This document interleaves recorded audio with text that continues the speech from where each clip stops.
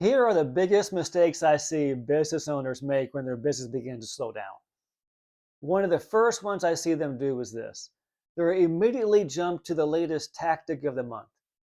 I mean, they have no idea if it works. They've never tried it before, but like, you know what? There has to be something with it because other people are doing it, so it's got to be good. So they'll jump to the latest tactic of the month, not even giving thought if it works for their business or not. I mean, that's one thing I see companies do a lot. And the biggest one I see that happens almost across the board everywhere is they'll begin lowering prices, thinking that's somehow going to bring people to the front door and asking for the business. What that does is that brings you to a race to the bottom. You see, when your business slows down, you kind of get nervous and think, oh, I got lower prices to get more business. That rarely works. And then what ends up happening is you lower prices and you begin to worry because you're not getting more business. Well, those three things aren't going to bring more business to your front door.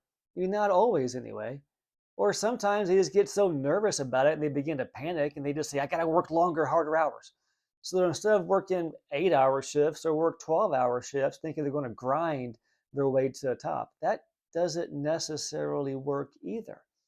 How many times in your town have you seen a new billboard pop up or a banner pop up in front of a building that says, you know, now open till 8 p.m. on Saturdays and Sundays, or now open till 7 p.m., on evenings or whatever else? I mean, I've seen it with the local hardware stores saying now open later. Well, if nobody came in there from like 9 to 5, why would the 5 to 7 or 5 to 9 be like the magic hours for their company to grow? That's not always the case. So instead of actually, when they see that their business is slowing down, they get in panic mode and then they start grasping at straws, trying to get anything to work. What happens is they stop actually looking at the business and figuring out what's happening. That's why one of the first things I do when I come in as the business inspector is I find out what's happening.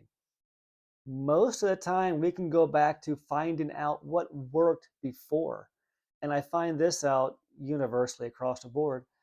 People stop running ads that work, as in the business owner stops running ads that work, not because they stop working, because they kind of get tired of it. Seriously. People will stop running ads because they get tired of that ad. The ad may still be pulling. You may need to adjust dates. You may need to adjust a headline or two, but the ad still works, but they stop running it because they got tired of it. That happens way too often. So many times as I go through and I work with a business and I say, okay, your business has declined. Let's look at what's worked in the past. And they'll think, well, that was, well, no, hold on. What worked in the past? That's something that you can do today. Look at your business, see what you've done in advertising the past year, 2 years, whatever, and find out what worked. And then the next step is do more of that. Maybe you stopped running that ad because you got tired of it. Well, guess what? You're not your market. I mean, not everybody's going to see that ad every single day. Think about some of the commercials that you've seen over the years. I mean, commercials have changed. You don't really watch normal television no more. We stream, whatever, but we still see commercials. I mean, some of the best and longest running commercials haven't changed that much. Think of Tide laundry soap, detergent.